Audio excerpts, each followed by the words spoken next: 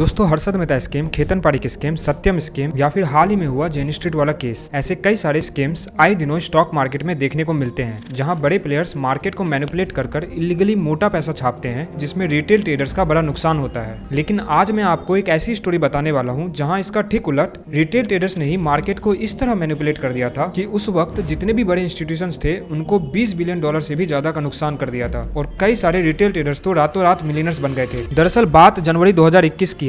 GameStop नाम की एक कंपनी जो अमेरिका में लिस्टेड है, उसके शेयर की प्राइस में एक साल में ही 200% से भी ज्यादा का ग्रोथ आ चुका था और इस ग्रोथ के पीछे सबसे बड़ा कारण था social media company Reddit. Actually Reddit पर एक सब रेडिट ग्रुप है वॉल स्ट्रीट बेट नाम से और उस वक्त 2 मिलियन से भी ज्यादा रिटेल ट्रेडर इस ग्रुप के मेंबर्स थे और इस ग्रुप के ज्यादातर मेंबर्स गेम स्टॉप में इन्वेस्टेड थे, जिससे गेम स्टॉप की प्राइसेस कंटिन्यूसली बढ़ रही थी। ऐसे में कुछ हेज फंड जैसे कि मेलविन कैपिटल, साइट्रोन कैपिटल, उनको गेम स्टॉप ओवर वैल्यूड लग रहे थे। उनके अपने जो भी एनालिसिस रहे होंगे, इसलिए उन्होंने इस स्टॉक में हैविली शॉर्ट पोजीशन लेना चालू कर दिया। शॉर्ट्स को अगर सिंपल भाषा में समझे तो इसका मतलब होता है शेयर्स को सेल करना। जैसे मान लीजिए हम शेयर्स को बाय करते हैं और प्राइस ऊपर चले जाए तो हमें प्रॉफिट होता है, उसी तरह शॉर्ट या सेल करने पर प्राइस के नीचे जाने पर हमें प्रॉफिट होता है। मतलब शॉर्ट पोजीशन लेकर आप प्राइस को नीचे ले जाने में कंट्रीब्यूट कर रहे हो और जब बड़े प्लेयर शॉर्ट करते हैं तो वो बड़े क्वांटिटी में ही ट्रेड करते हैं, इसीलिए सप्लाई इंस्टेंटली काफी ज्यादा बढ़ जाती है और प्राइस नीचे जाने लगती है। अब ये शॉर्ट्स की खबरें जब मार्केट में पता चलती हैं तो रेडिटर्स स्पेशली वॉल स्ट्रीट बेट के यूजर्स शॉर्ट स्क्वीज करना चालू कर देते हैं। शॉर्ट स्क्वीज का मतलब होता है शॉर्ट्स पोजीशंस के अगेंस्ट प्राइस को लिफ्ट अप करना। इसके बाद रिटेल ट्रेडर्स ने इतनी ज्यादा बाइंग की कि गेम स्टॉप के शेयर की प्राइस जो 21 जनवरी को $40 थी,